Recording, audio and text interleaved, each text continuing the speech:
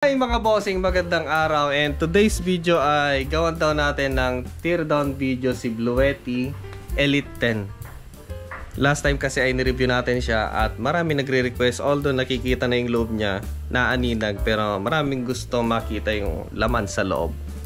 So today's video ay i-teardown natin siya, okay?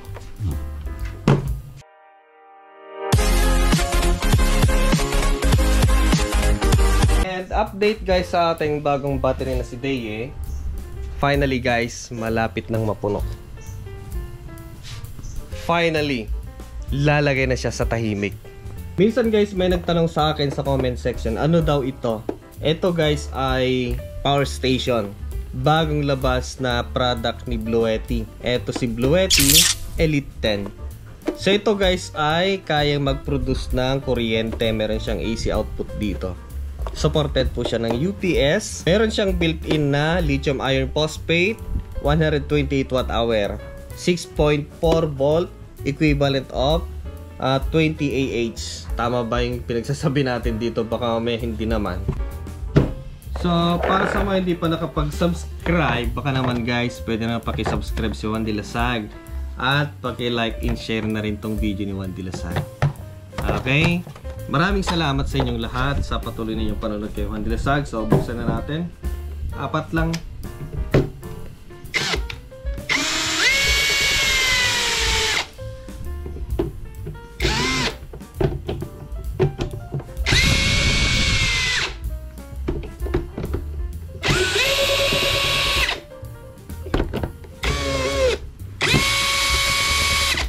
Dahil sa maliit siya, 4 lang yung kanyang screw. Hindi siya complicated na buksan. Okay, so marami nagsatanong sa akin, bakit daw hindi nila makita yung ganitong design, yung transparent. Ewan ko guys, malamang siguro it's a limited edition. White lang yata tapos yung black yung meron. So swerte ni Juan Dilasag kasi nga ito yung in-offer nila. Thank you ulit sa Bluetti. So dito, taas natin ng ganon. Okay, yan. Dito yung kanyang takip para sa kanyang charger ng solar. Before natin buksan, dapat nakapatay yung system para hindi siya aandar. Okay, so tanggalin natin yung kanyang ilaw. Yan. Kanyang cob light. Parang Lego lang siya guys. Then yung kanyang display.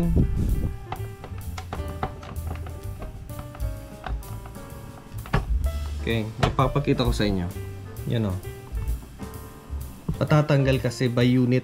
Kagaya dito, meron siyang meron siyang slot para sa kanyang ilaw, cob light. Then dito naman meron siyang slot ulit. Ito yung kanyang display. So, pakita ko yung display, kalasin natin para kitang-kita.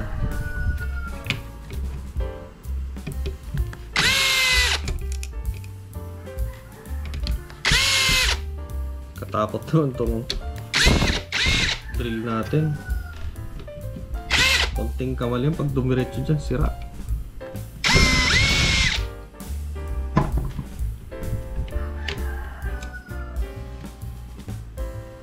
Yan, kasama pa rin yung display. Ito yung kanyang display. So, nandito yung kanyang battery terminal. Unahin na lang natin.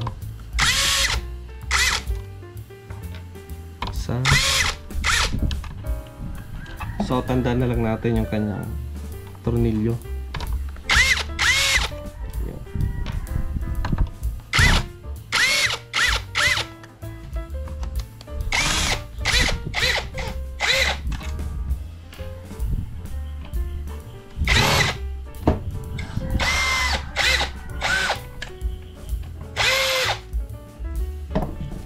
Ito yung kanyang blower.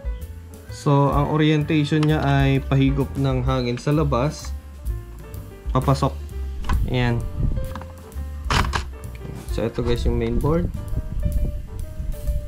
Balikan natin mamaya. I-analyze natin isa-isa mamaya.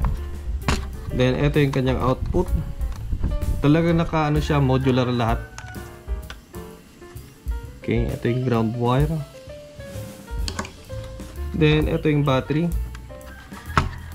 Yan. Okay, so wala na guys. Nakalock lang siya dun. Kalak dun. Alright, so finally natanggal natin sa kanyang compartment. Yan guys. Ito yung kanyang temperature sensor. Then, ang ginamit nilang battery is cylindrical na mahaba, yung 40135 lithium iron phosphate 20 Ah 3.2 volt 64 watt hour. So dahil sa naka-series siya, naging 6.4 volt equivalent of 128 watt hour. Tapos naka-welded, you know. Lupit, diba? 40135. So ang galing ng inverter niya guys, kasi nga napakababa ng voltage. 6 volt lang siya. Yan, pansin nyo sa kanyang board, ang kintab kasi coated siya. Ito pa, protected sa tubig. Hindi ka na mahirapan magpa-dry. Kasi nga, coated, hindi pumasok sa loob. So, yung mapapansin nyo guys, ay meron siyang isolation from high voltage then low voltage. Ito yung kanyang mga heatsink. Heatsink ng mga MOSFET. So dito sa low voltage, ito naman siguro yung kanyang mga MOSFET para sa kanyang DC-DC converter from 6 volt to higher voltage. So maganda kasi ngayon guys, yung mga inverter ng mga power station today ay bidirectional. So kaya niya mag-process from DC to AC. At kaya din niya mag-process from AC to DC. So mapapansin nyo nowadays yung mga power station ay wala ng external charger. Kasi nga yung mismong inverter, yun na mismo yung kanyang charger. Lupet, diba? From AC to DC. Galing. Tapos nandito yung kanyang MPPT charge controller. And dadaan sa eto, meron siya inductor dito papasok. Lupit. Tapos meron siyang relay. Meron ding relay dito. Mga filter. Dalawa yung relay dito ha. Isa, dalawa. And sa kanyang solar. Ito yung kanyang transformer para sa kanyang DC-DC converter from DC to AC. At yan na rin yung kanyang transformer from AC to DC. Galing! Ang lupit! Yung main capacitor niya ay nasa 500 volt 82 microfarad. Galing. Ito yung kanyang filter para sa kanyang output. At ito rin yung kanyang mga EMI filters. Lupit, lupit. And additional na mga filters, capacitor.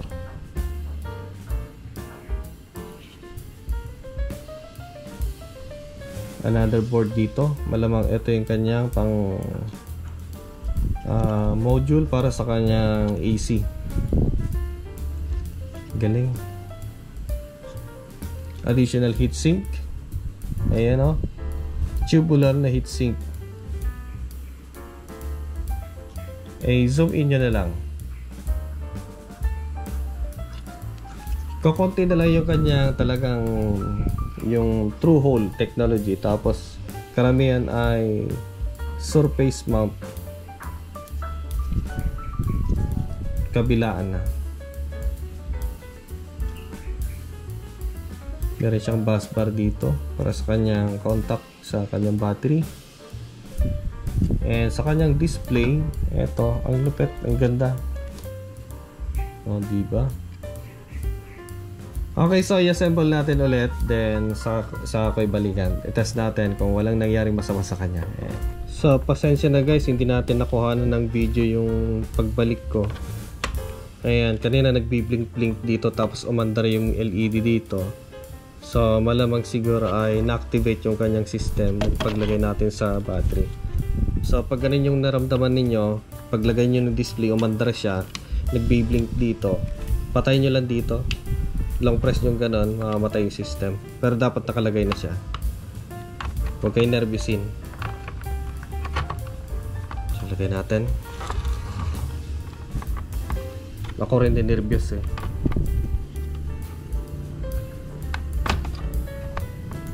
Gaya ng ganyan oh. Nag-on siya ng kusa. Pero kanina nagbi-blink yan. So ang ginawa ko lang, nilong press ko yung kanyang power button. Then namatay, then yun na natin ulit. Okay lang yan. Siya nga pala, hindi na ako nag-test pala.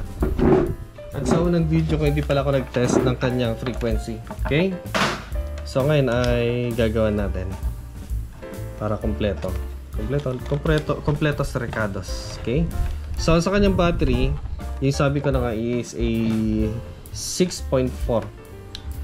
Yan yung kanyang normal voltage. Okay? So i-check natin. Yan, 6.6 kasi nga fully charged. Then sa kanyang output, okay, check natin sa kanyang output. Yan.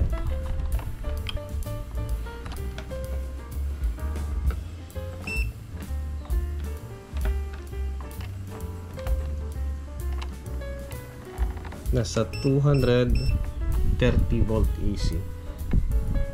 Ayos. Then sa frequency,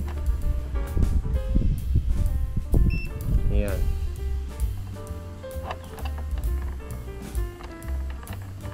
ayan, pure sine wave. Napakalinis na pure sine wave, guys. Oops, tanggal na naman. Pure sine wave. So pwede siyang i-select, guys, to 50 Hz at 60 Hz. So sa akin, hindi ko pa binago, naka 50 Hz pala. So madali lang baguhin yan dun sa app. So next time siguro baguhin ko na lang yan. Then dun sa kanya sa DC naman, dito ay pwede mong iset to 12.5 hanggang 13.5. So pwede siyang bago-baguhin yung kanyang voltage para makita nyo. Okay, 13.5 ba nakaselect. So mababago yan gamit ang app ni Bluetti. So isang app naman yung ginagamit sa kanila, kaya hindi kayo mahirapan. Tapos sa kanyang ilaw, maganda ka dito, kompleto na siya eh. Kung nag-camping kayo, may ilaw na siya. O pang honeymoon na kulay. Ito yung sumasayaw, pwede mong gamitin yan. Baby, sumayaw ka na. O parang ganyan. O sabay ganun. Okay, so kung papatayin mo siya, di long press mo lang. Diba?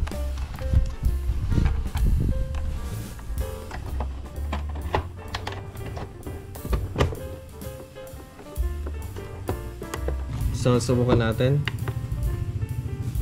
Yan. So, mapapansin nyo dito, guys, maraming nagpakitang mga additional setting. Like yung mga error, temperature. Tapos dito, meron pa Bluetooth, mga ganon. So, ibig sabihin ay yun yung mga additional information yun, just in case na may mga problema siya. Okay. So, test natin sa AC. Okay. So, tumunog yung kanyang relay. Ayos. So ayan guys, para sa mga gustong bumili ng power station ni Bluetti Elite 10, nakalagay po sa description box yung link ng power station niya na to. Ang galing guys, ang liit. Ang cute. So available in black and white yata. At yung ganitong version ay message nyo na lang si Bluetti kasi nga ay natsambahan natin na ito yung pinareview niya sa atin, yung clear version. Maraming salamat. See you next time. Bye bye.